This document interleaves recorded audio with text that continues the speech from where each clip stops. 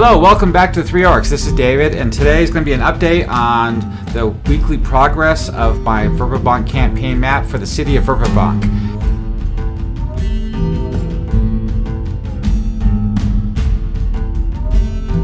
It's April 16th, and I spent almost 2 weeks so far since my last update because I've been really busy running two other groups. And I've been slogging through creating all the deities for the campaign. I finally finished the Elven and the Dwarven Pantheon. I only have a couple of halfling deities I need to finish, and I'll be done with the gods. I really need these done, these links. That way I can add them to the articles at the locations that I have in the campaign. I'm glad I got this behind me. That way they could be easily referenceable in the campaign when you're writing it at the table. Today I'm just going to show you briefly what I've finished with the deities on the website that you can review yourself and make a few comments about that. And then I'll go ahead and take a look at the finished product, the City of Verbobonc map. It's finally done. The map is done. I've imported it into World Anvil. You can look at it now. There's only a couple of links attached to it so far, but over the next few days I'm going to start adding article links to each of the building locations in the city. And I'll go ahead and show you that as well today. The first thing we're going to look at is the Verbobonc Campaign website 576 Common Year, where all the deities are listed in the table of contents.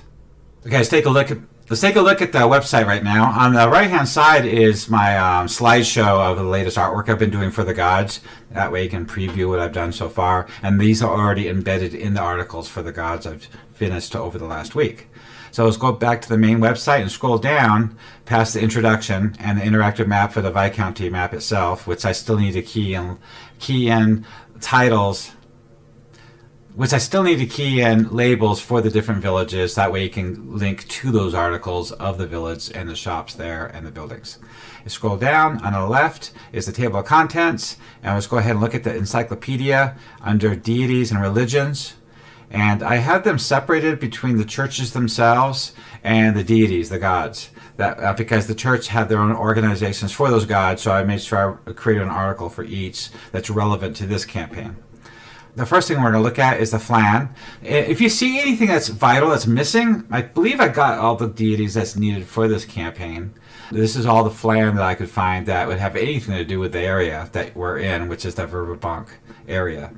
And that's completed. All those gods are completed right there. The Baclunus deities, I've only created 3 of them because I feel definitely Istis is in the campaign, because it has a church for Istis within the City of Verbobonc.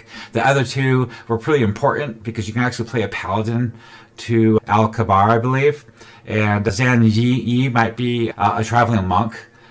That might be part of that religion that's in the area adventuring. So what I did was I actually created those for the players of the campaign in case they decided to play, in case they decided to play that race. But in reality, only the god Istis is in the campaign that has a church there in the City of Verbobonc. Now, Oeridian has a big long list. There's a lot that took me a while to get through, but this is the list here that I've completed for the campaign. I believe I have them all. I did omit hero gods. The main reason I did that is because they don't really have a presence in the campaign itself. They don't not really reference. They don't show. They don't have anything to do with the plots or anything like that. Doesn't mean the Dungeon Master can't do that. That they can't make an appearance in the campaign, or maybe a cleric actually prays to them or worships them.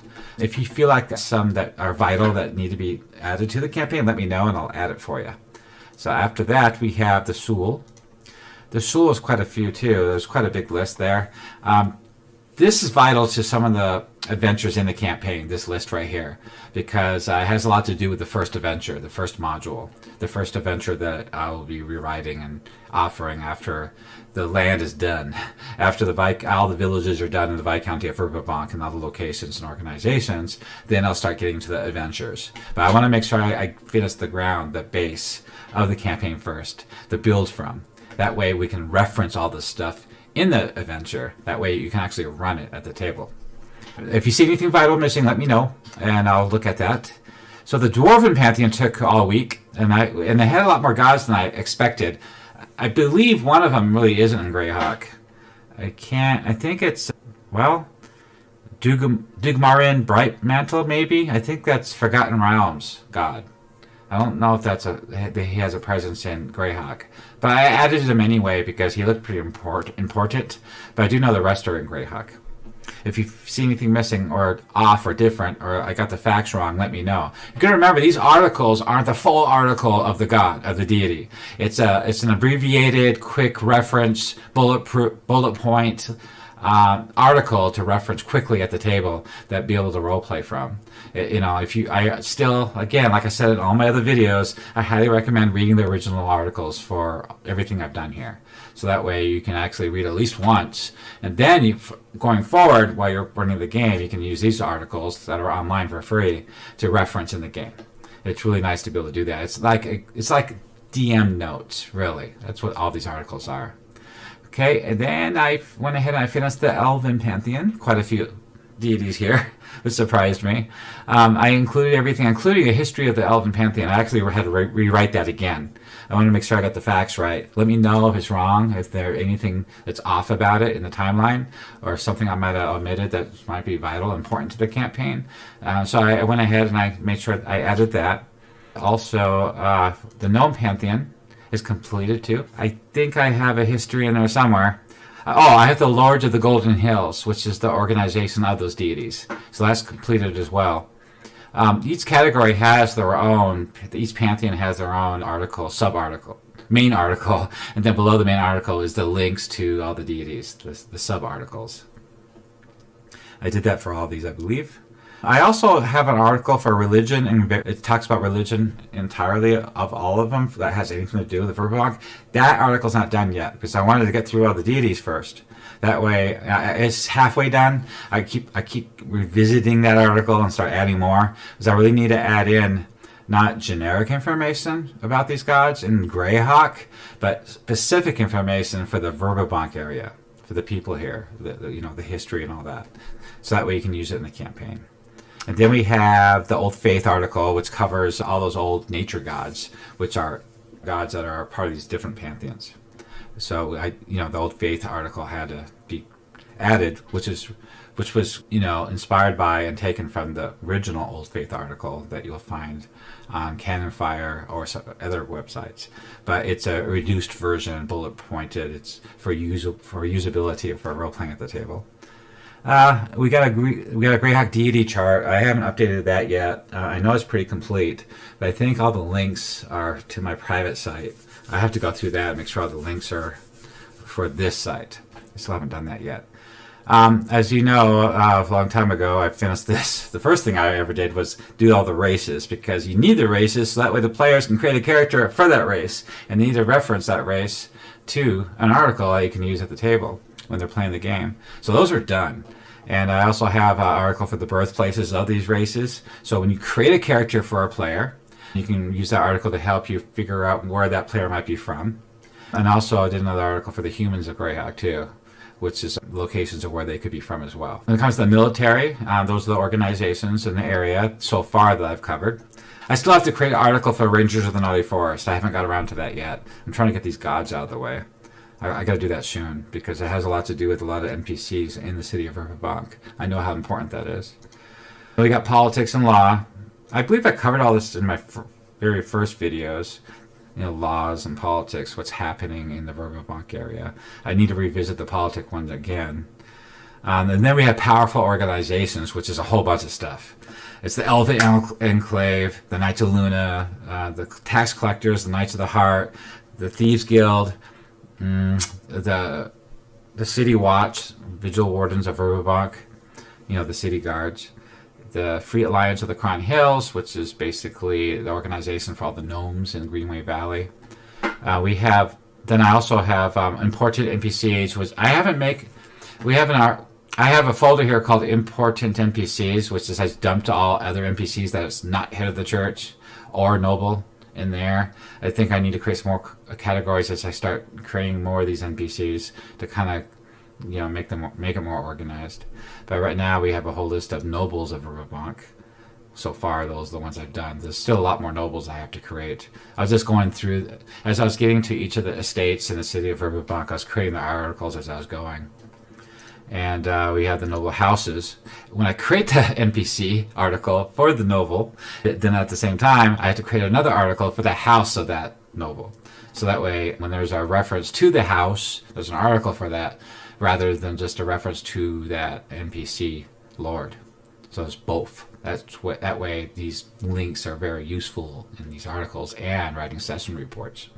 But you could be talking about House Owsbury, or you could be talking about Baroness Eleanor, Lady Eleanor, because there's a lot of other members that belong to these households besides the main lord. They have knights and they have family, and it's important because the adventures that you're going to get from the Living Greyhawk series, if you run those in this area with the Temple of Elemental Evil, they really reference and add these characters to the adventure. So it's very useful to have these articles written for those characters to be to what you're doing, or reference it at the table. The religious leaders, those are the priests, bishops I've done so far. I'm creating those as I create each church. I was halfway through the business district creating those articles until I realized, okay, I gotta focus on the gods. I want to get that out of the way first, and then I'll go back to keying in the city. Also, I was remapping the city of Verbobonc, and so I was kind of waiting for that. I really need to finish the map, and it's done. I have finished it. I spent the last 3 weeks working on that map. It's huge. And I'll show you that in a minute here. I just want to make sure I covered all the basics here that I've done in the last several weeks. I believe that's everything. So let's go ahead and take a look at the map. This is the new map for the city of Verbobonc. It's based on the Banesfinger map back in 2001, and I'll show you a picture of it in the top right-hand corner to reference it to what I've done here. There's not a lot of changes from my version and Banesfinger's version. I've made some logical slight changes that I thought, reflecting after 20 years, you can always improve something. I'm going to go ahead and maybe switch a couple of the locations around that make more sense. I haven't done that yet, so if you guys want to input, send me right down below what you think should be changed or added or modified, or you can go ahead and go to my Patreon and talk to me there about that, or my Discord channel. People that join my Discord channel are actually helping me collaborate on this whole project. I always update instantly. Every time I create an article, I'll update it up on Discord. I'll put it up there, and people will actually talk about it and comment on it and make suggestions. And I can make changes on the fly that way. Or do some research to find out what went wrong and what needs to be changed. And I did that a lot with this map, showing people what I've been doing. And I had to redraw it a whole bunch of times and add things. In fact, I'll show you right now what's been added because of my members on the Discord channel and my Patreon. So on the right-hand side, on the east side of the Verbobonc, outside the city walls on the east, to the east, I added 2 more locations. So people always ask, how come there's not a cemetery? We need a cemetery. So I went ahead and added that with mausoleums. So they get the bigger building there in the middle where they put the urns. And then you have these smaller ones around that more people with more money can afford to be interred, buried there. And then, of course, you have numerous small gravestones there. And I have a whole article already written for this. It's already done. A full description of this entire location. So this is the cemetery for outside of the city of Verbobonc. And scroll up here, just to the north of it. And as you can see here, this is an arena for jousting, a knight's jousting arena for the lords and knights of the land. I would say, I've read many books on the subject. I used to fight in the SCA. I fought 4 wars. And it's kind of like, it's much like the books, the fantasy books about the subject. The author that wrote the Game of Thrones series, he wrote an amazing fantasy book about a knight, a hedge knight, that went on tour from city to city making a living, going to these competitions and winning the money. There was another movie about that too, with Heath Ledger, and that was pretty funny. The knight he served under died, and so he just took over being a knight, and he went on tour through different countries and different cities that are holding these events and trying to win, a cash prize or gold, and make a living that way. And so basically that idea came from the book and also that movie. And so I figured, and people on Discord were saying the same thing, that they want to play a knight, they want to be a knight character or a paladin. It could be either. And it'd be cool that the Viscount will hold tourneys, and also in Firandi, Valuna, Divers, they all have tourneys, throughout the year, and they'd hold them and have this prestigious title and prize for the reward. And then all the houses, the noble houses, would participate.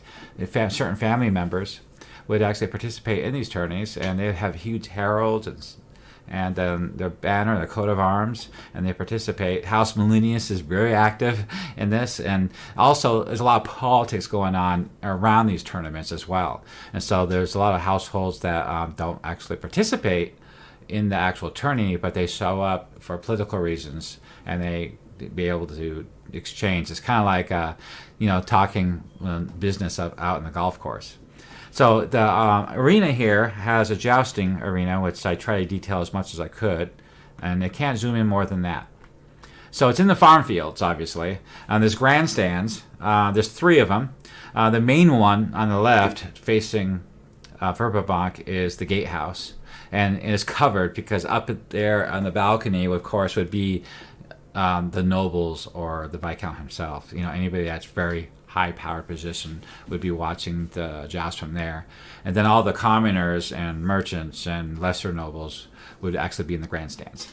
I put 2 little side arenas there, those square ones to the left in there. That's for sword fighting, for melee tournaments.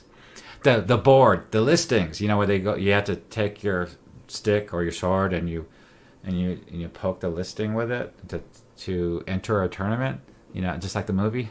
That's on the left right there, and there's banners behind it, and there's a listing table, so you can role play that, walk up to the table, enter a tournament. And then on the right are elevated little stands there for officials to officiate the actual joust. And then there's the gate, and then that whole right-hand side is kind of staged for, preparing your horses, your mounts, and getting your gear ready for the tournament. And then, because you can see that those gates go out, and that's for horses only. And then it goes to the road to the left, and then across the road, near the moat and the walls of Verbobonc. I know it's kind of close, but these aren't permanent fortifications, so I guess that wouldn't be so bad. Is the tent area. So this tent area is for visiting knights that travel from country to country, and they'll set up their tent, just like in the movie, and they'll stage, they'll cook, and they'll eat and clean and rest and sleep during the whole entire tournament. And then I created a horses corral for the knights' horses to the left, and I put a trough of water and hay and all that in there. And as you can look around, if I can click right, I'll scroll out a little bit. It's all farm fields around here. And I think I call that the East Gate. And I think that's the low road. I have to key this still. So as I'm keying this, I will label all this stuff. So we'll scroll around here so you can get a good idea what's been done. I'll work on the outsides first. So we have a new arena, a jousting arena, and then to the south is the cemetery, and then to the south of that is the refugee camp. And as I said in my last video, that the refugees are probably from after the wars, the Greyhawk Wars. Now you can still use this map no matter what timeline you're running your campaign in. I'm running mine in 576 Common Year because I want to run my players through the Temple of Elemental Evil, the original campaign. And I'm using a lot of Living Greyhawk information, reference information, NPCs, locations, organizations. I'm using that lore to fill my campaign with that stuff to bring the campaign alive while they're on that campaign of the Temple of Elemental Evil. So it doesn't. So just because I can still have this refugee camp here, it's just the refugees aren't really from after the war. They're probably from other reasons, skirmishes, out in the borderlands somewhere. That's why they're here, I guess. So then we have more farm fields, and then the South Gate, I believe it's called, is right next to the Elven Enclave. And there's inns and buildings out here. So these need to be keyed, and I'll key them where the taverns are and different shops and businesses, whatever. And then, of course, I'll label the road. And I actually put in traffic into the map to bring it alive. I put livestock into the map, carts and wagons and things like that. Now, the enclave, let's zoom out a little bit here. So I did it that in more neon green color just to visually separate it from the rest of the map. So it's easy to understand, that's the Elven Enclave, obviously. So that's why I did that. I didn't want to make it too realistic looking. I don't want it to blend in, look boring. I don't know. But I went ahead and I flushed it out even more. As you can see, there's a lot more buildings, a lot more places to live and stay, and shops and things like that. And there's even some gardens in there that I added to bring it to life.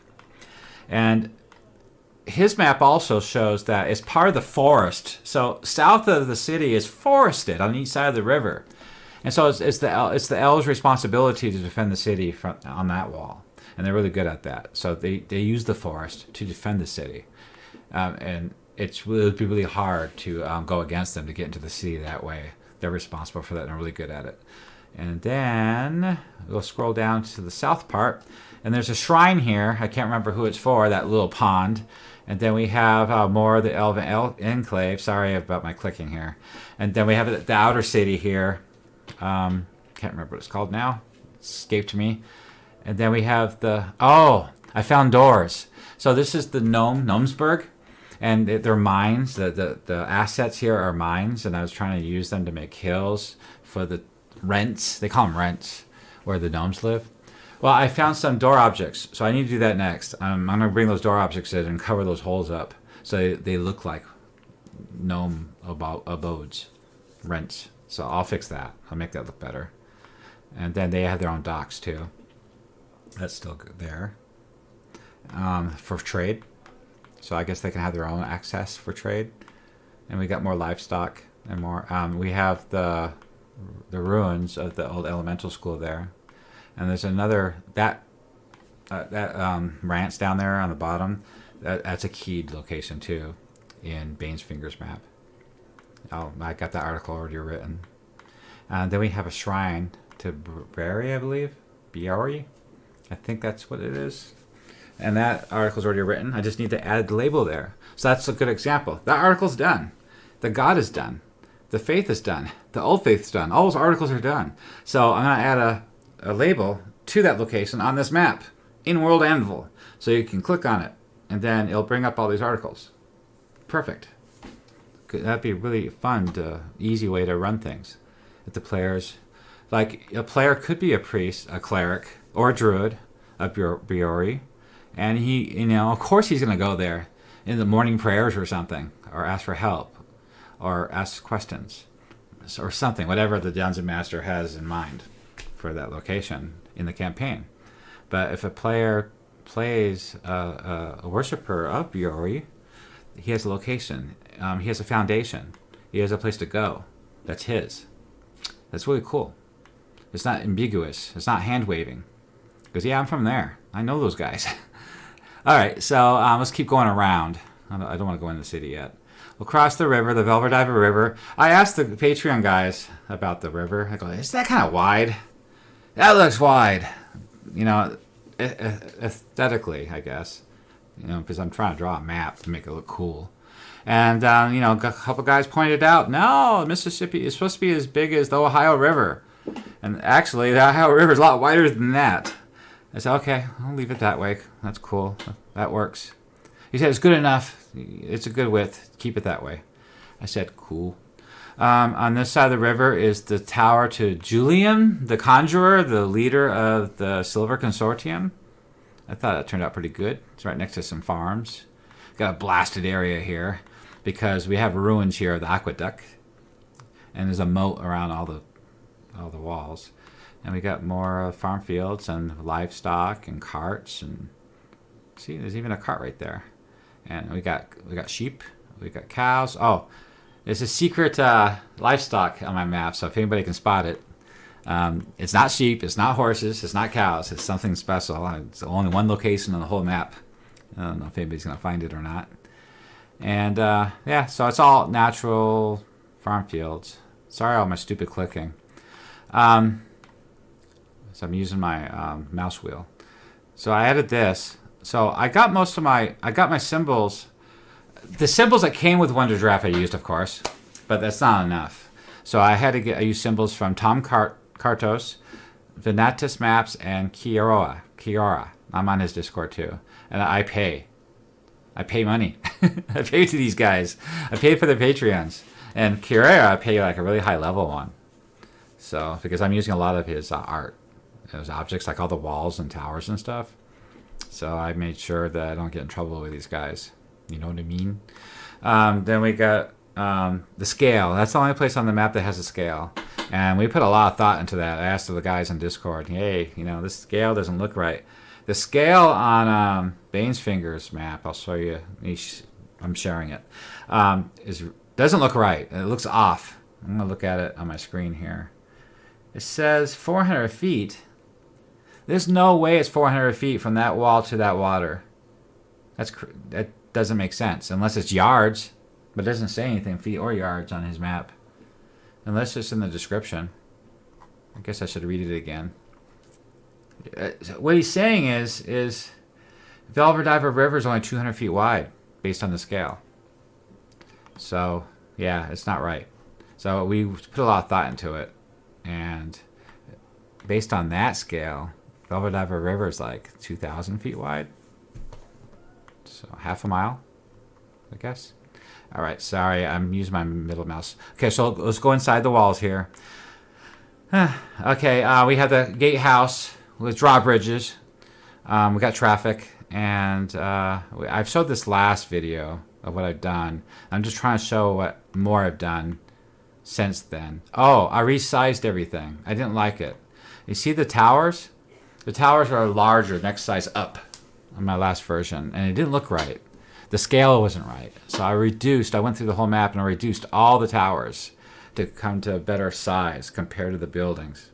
But some of those buildings are like maybe 40 to 60 feet long, and those towers are supposed to be 50 feet in diameter. So I kind of adjusted it. It's not going to be exactly perfect. It's just best I can do. When I'm sizing an object, I only have a certain range to choose from. So I just get as close as I can. So I reduced the objects of all that.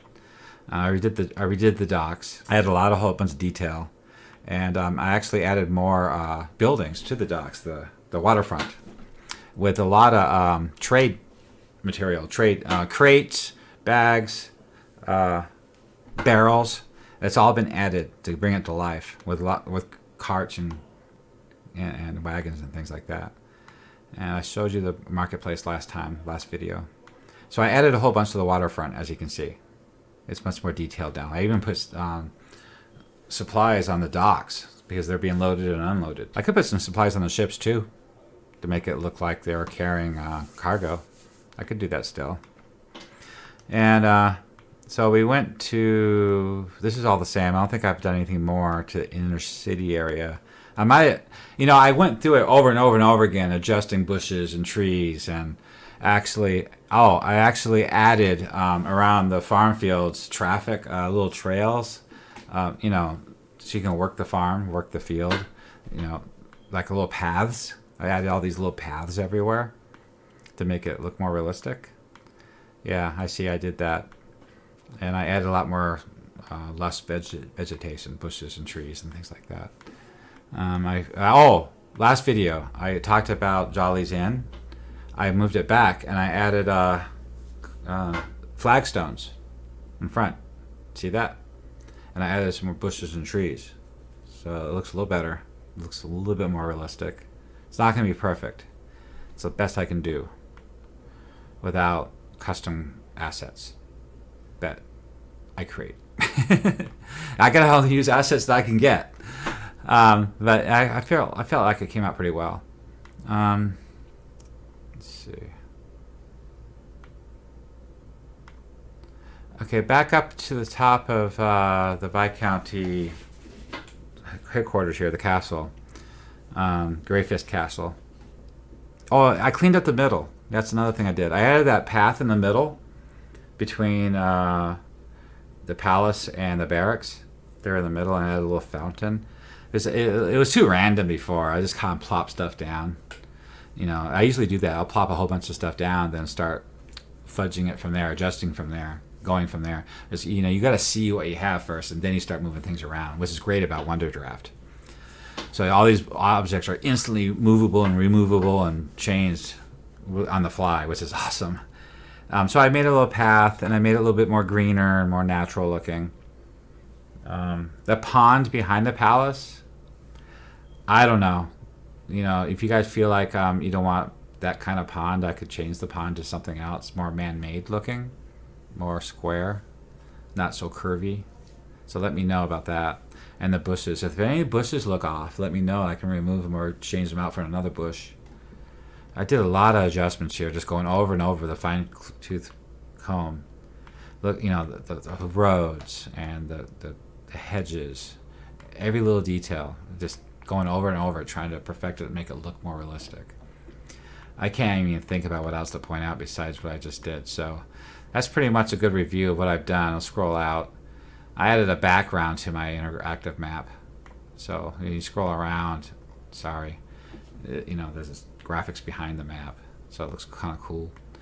And if I click on this top banner right here, it'll take me back to the main page. See? Pretty cool. And that's zoomed all the way out. And I have other maps on the right that I need to key still.